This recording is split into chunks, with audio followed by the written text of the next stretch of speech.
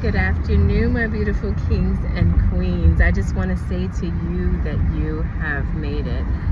Through all the trial, through all the tribulations, through all the setbacks, the setups, the highs and the lows, you have made it. And I just want to tell you how proud I am of you. Not many that I know would be able to go through what it is that you have gone through and still come out smiling. Not many that I know would be able to withstand the pressure, would be able to withstand the foolishness that you have gone through and still be able to give God thanks. I just want to tell you how proud I am of you. If you in your last season were experiencing heartache, was experiencing trial, was experiencing tribulation, I just want to tell you that you are in the company of the greats. Why I say that is because every great man on the face of this earth, every great woman on the face of this earth, they all have a story to tell, and that story is their testimony. That story is often plagued with trials, tribulations, setbacks, setups, heartaches, and through those things you learn to navigate this life, and through those things you learn your actual strength. Through the heartache, through the pain, through the foolishness, that's where you learn what you are actually made of.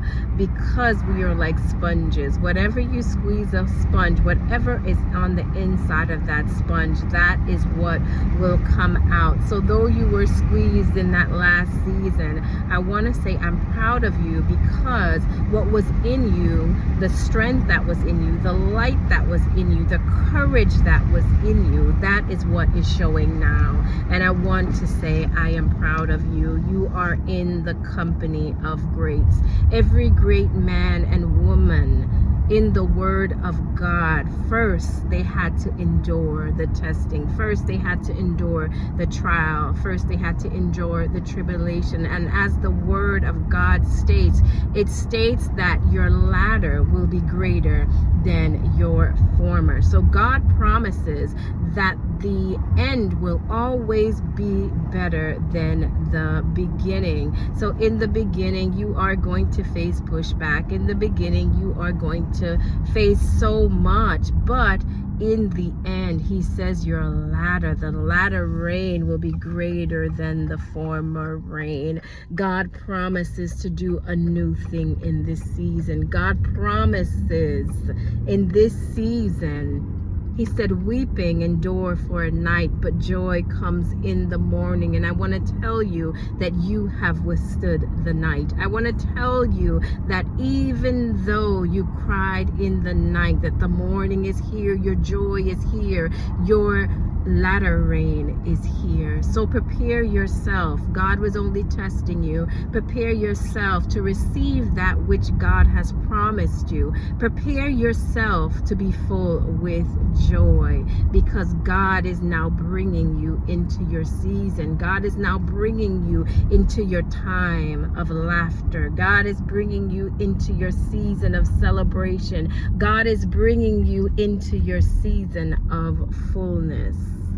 Because of what you suffered. Your suffering is what qualifies you for your next. Your suffering is what qualifies you for the joy that you have. Your suffering is what qualifies you for this celebration. You have suffered much. You have suffered much out of the hands of people that you trusted. You have suffered much out of the hands of people that claimed that they loved you. You have suffered much out of the hands of the people that you trusted. But God is saying your latter rain is here. Your latter rain is here, and it is greater than your former rain. So I want to tell someone today to glorify God. I want to tell someone that you are about to step foot on dry land. You were just in your Jordan season. You were just in your Red Sea season, and God parted the sea on your behalf. So you can rejoice because your feet are touching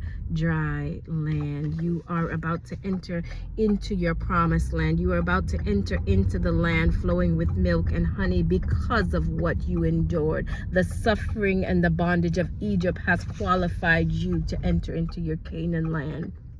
The suffering, the being sold into slavery, the being put in the pit is now qualifying you to reign in the palace. All of that was not for nothing. Nothing, absolutely nothing that you went through in that last season will be wasted.